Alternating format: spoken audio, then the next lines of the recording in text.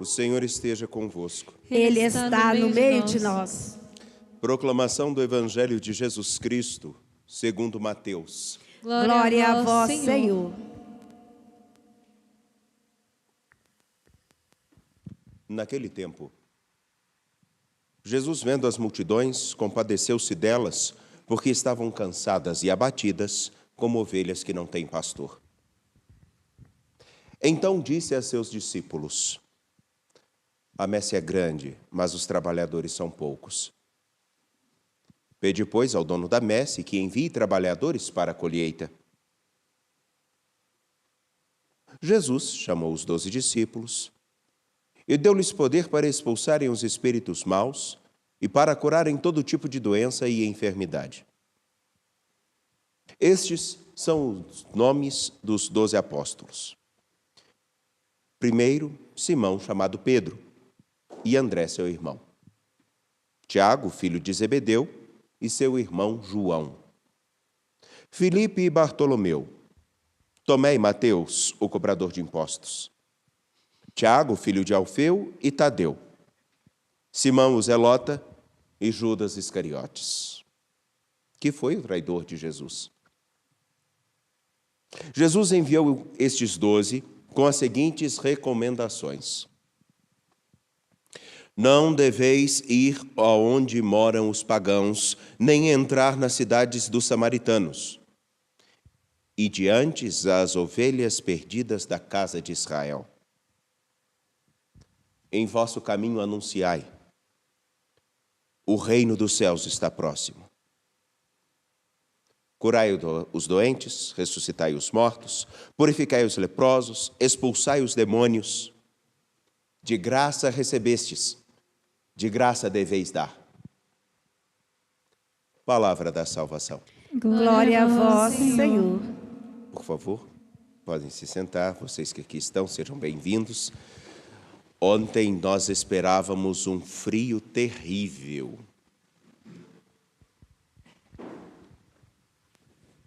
Porém, hoje o dia nasceu ensolarado, bonito e quente. Vocês podem até não estar achando, mas para mim está quente. Socorro. Meus caros, minhas caras, nós estamos hoje aqui.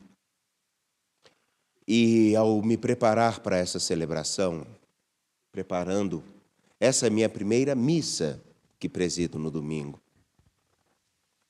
tive os atendimentos de confissões na parte da manhã, bênção dos cavaleiros que estiveram aqui para uma cavalgada.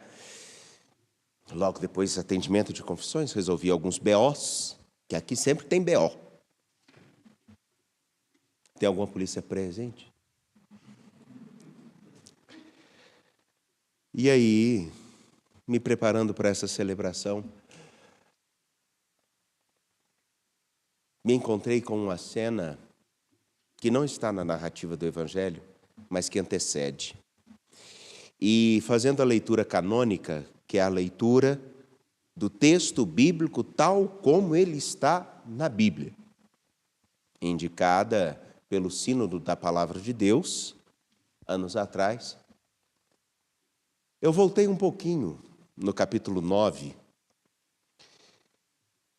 Lá no início do capítulo 9, peguei o capítulo 10, cheguei até o 11. Sabem qual a sensação que eu tive? Fazendo a leitura canônica e imaginando, me colocando lá na leitura da Lexio Divina do texto de hoje, eu tive a seguinte expressão dentro do meu coração, assim: para o mundo que eu quero descer. Eu acho que se eu fosse Jesus, nessa narrativa eu ia falar isso, para o mundo que eu quero descer. Porque antes dele se deparar com a multidão novamente, ele já tinha curado um cego, tocado numa mulher, feito outra levantar, já tinha escutado um monte de coisas, pessoas que diziam: ele está fazendo isso é por causa que ele está possuído por Belzebu, ele está servindo ao capeta. E eram as pessoas que eram responsáveis por ajudar e conduzir o povo. Uma confusão.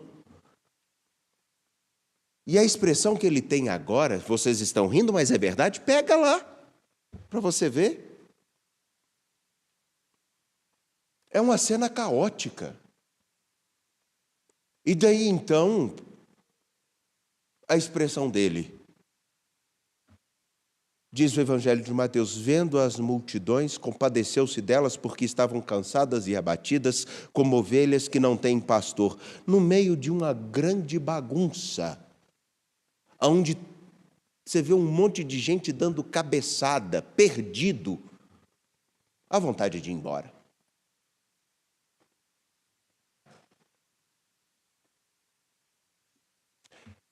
Não é à toa que algo parecido é citado por Paulo. E também não é à toa que mais à frente, se não me engano, que Jesus vai dizer: um reino dividido contra si mesmo não subsiste. É claro que ele está falando em um outro contexto, tá certo? Só estou pegando lá para a gente dar o contexto do que a gente vai falar aqui agora. Cansados e abatidos. Quando nós estamos desorientados, perdidos, dispendiamos muitas forças em coisas que não são necessárias. Uma casa onde uma pessoa começa a passar mal e todo mundo começa a bater a cabeça, não se resolve o problema com facilidade. Numa empresa onde todo mundo não tem noção para onde ir, gasta-se muito e faz-se pouco. Numa casa onde não se tem um norte, onde todo mundo dita as regras, a começar dos pequenininhos, o caos instalado é prejuízo e desgaste certo. A imagem que temos no Evangelho é muito simples. Estavam cansados e abatidos porque, literalmente, não tinham norte, não sabiam para onde ir, não sabiam como contar, nem com quem contar. Fracos. E não é à toa que, quando escutamos a carta aos Romanos, que é um resgate muito singular, aonde Paulo começa a falar tanto para aqueles que achavam o importante é a gente viver segundo o ensinamento judeu, e outros que falavam assim, o importante é a gente reconstruir tudo, fazer tudo novo. Ele chega para ensinar a todos o fundamental, o principal. O que conta, na verdade, é se nós cremos e vivemos segundo o ensinamento de Jesus Cristo.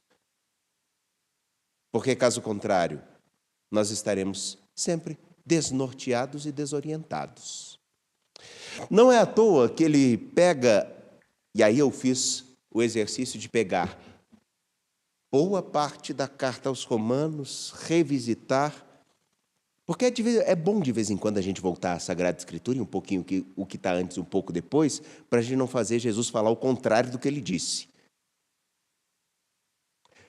Quando éramos ainda fracos, Cristo morreu pelos ímpios no tempo marcado. Essa expressão, ela tem muita carga de sentido, muita importância. E não está desconectada do que eu acabei de falar sobre Mateus. Fracos, perdidos, desorientados, separados. Essa é a imagem que a expressão fracos traz na carta aos Romanos. Quando nós éramos inimigos de nosso Deus, quando não éramos reconciliados com Ele, quando poderíamos ter alguma coisa que nos impedisse de chegar até Ele, foi Ele que veio até nós. Ora, por um fraco, por um injusto, por alguém que não é boa, nós fazemos alguma coisa? A nossa tentação, e sejamos bem honestos, é não fazer. A não ser que vocês sejam muito santos. Mas podemos fazer, Mas a nossa intenção, quando alguém que você dá 1, 2, 3, 4, 5, 10, 20 chances e a pessoa não se desenvolve, mais uma vez ela vem te pedir ajuda, qual é a tentação? A tentação, não estou dizendo que a gente faça. Mas de novo? Perder tempo de novo? Mas é exatamente isso que a história da salvação apresenta.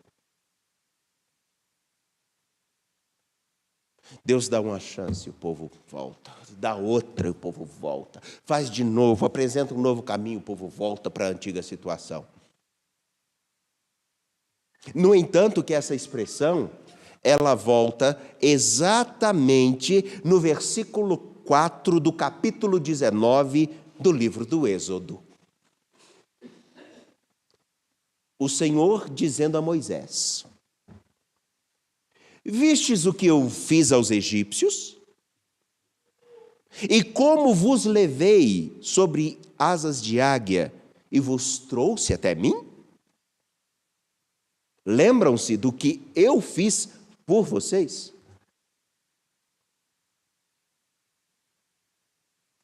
Ora, um escravo se libertar da escravidão chega ao ponto de ter uma compreensão de que o povo de Deus é um... para não falar o nome.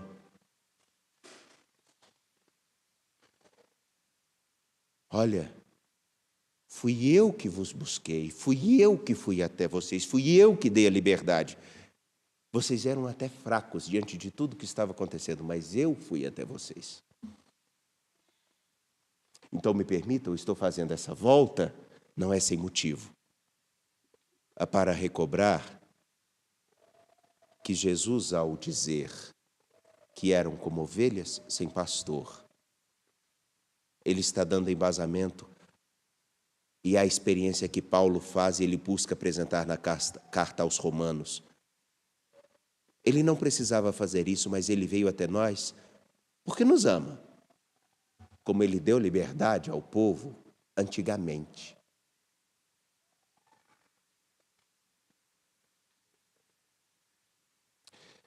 Eis um ponto fundante e singular do que hoje podemos celebrar. No tempo presente, olhamos muitos que batem cabeça. Vemos muitas comunidades cristãs perdidas. Vemos famílias que não têm um norte. Vemos pessoas escravizadas, não com as correntes de ferro, mas algumas até pelo extremo e aparente extremo direito de que tudo podemos, de que tudo temos direito. E aqui eu não quero fazer um discurso moralista, não é isso. Mas é dizer que, na verdade, da mesma maneira com que no capítulo 9, vocês podem visitar novamente o capítulo 9 de Mateus e ler o quanto e quantas pessoas Jesus se encontra e ajuda essas pessoas, e ele chega no meio de uma multidão onde todos estão desorientados. Ele mostra o caos e o compromisso que ele tem em dar novamente ordem, horizonte, meta, caminho, motivo, sentido, ou qualquer outra palavra que possa significar, mostrar que nós temos uma direção e precisamos caminhar juntos.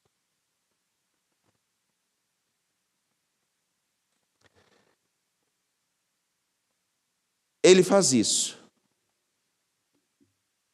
e chama pessoas para ajudá-lo nisso. E que não são as melhores. Boa parte dessas, como por exemplo Mateus, nós escutamos sobre ele há 1 ou 2 domingos atrás. Cobrador de impostos, tido como o mais indigno de todos. Naquele tempo, a escória da humanidade. Para um judeu, não valia nada. E ele está entre o grupo daqueles que têm uma missão: ajudar o povo que estava perdido, cansado e abatido a seguir quem deve ser o seu norte. Paulo, em todas as comunidades, e na síntese que ele faz agora no ensinamento da carta aos Romanos, ele vai dizer: vocês foram livres, vocês foram justificados, vocês receberam a salvação, não porque vocês são melhores, mas porque Ele quis estar com vocês. Ele quis buscar vocês. E o que vocês fizeram para isso? Nada.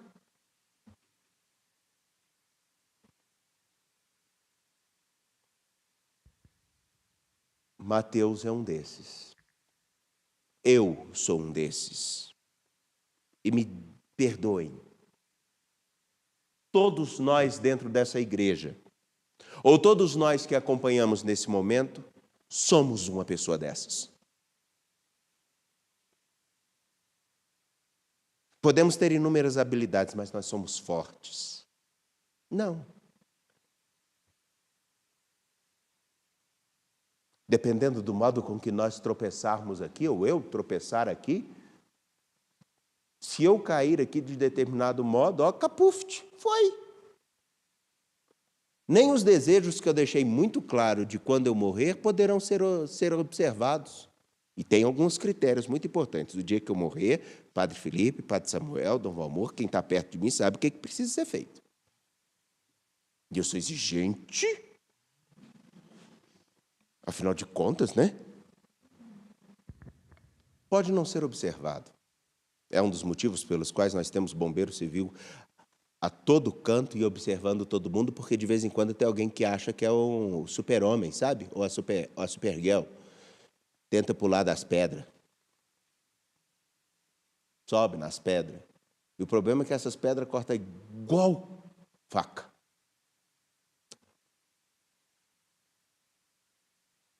Não somos tão fortes. Dependendo do modo com que alguém fala alguma coisa conosco, nos desmonta. E dependendo de quem falar. Pois bem, nesta liturgia, neste dia, ao vermos Jesus observando as multidões, compadecendo-se delas, porque estavam cansadas e abatidas, como ovelhas que não têm pastor, é importante nós resgatarmos uma coisa básica para todo cristão, fundamental para todo cristão. Ele poderia nos ter deixado na nossa bagunça, mas não fez isso. Ele poderia ter desistido de nós, mas não fez isso. Ele, inclusive, escolhe um grupo de 12. Ao citar Mateus, eu quis dizer, ele não precisava contar disso, e ainda mais com esse tipo de gente. Mas chamou para caminharem com ele. Ele não desiste de nenhum de nós.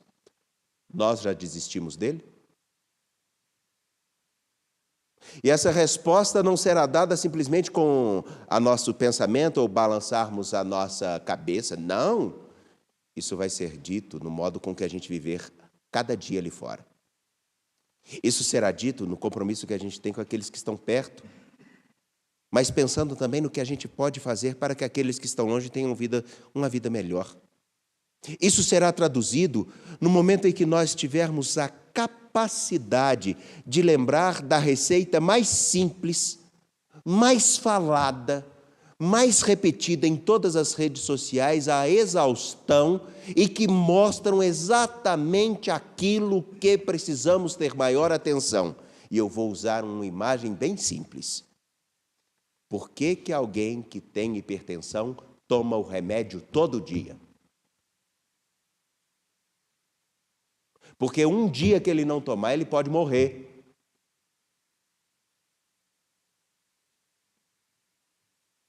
Um dia que ele não tomar, ele pode morrer. E sabem por que as coisas são mais repetidas? Porque são as que a gente mais esquece. Versículo 4. Fiz o que fiz aos egípcios, vistes o que fiz aos egípcios, e como vos levei sobre as asas de águia e vos trouxe a mim. Portanto, se ouvirdes a minha voz e guardardes a minha aliança, sereis para mim a porção escolhida dentre todos os povos, porque minha é toda a terra. Ora, guardar a aliança não é nada mais, nada menos do que viver os mandamentos. Viver os mandamentos é escutar a voz do nosso Deus, lembrando-nos daquilo que diz Paulo. Pois bem, a prova de que Deus nos ama é que Cristo morreu por nós quando éramos ainda pecadores. Agora, como provamos que amamos a Ele? Como provamos que Ele realmente tem a importância de fazer-nos sentar num banco de uma igreja ou pararmos 1 hora em frente à televisão ou à rádio para escutar uma homilia, para participar de uma missa remotamente? É porque Ele ocupa um lugar fundamental na nossa história? Ou não? É porque escutamos o seu nome ou não?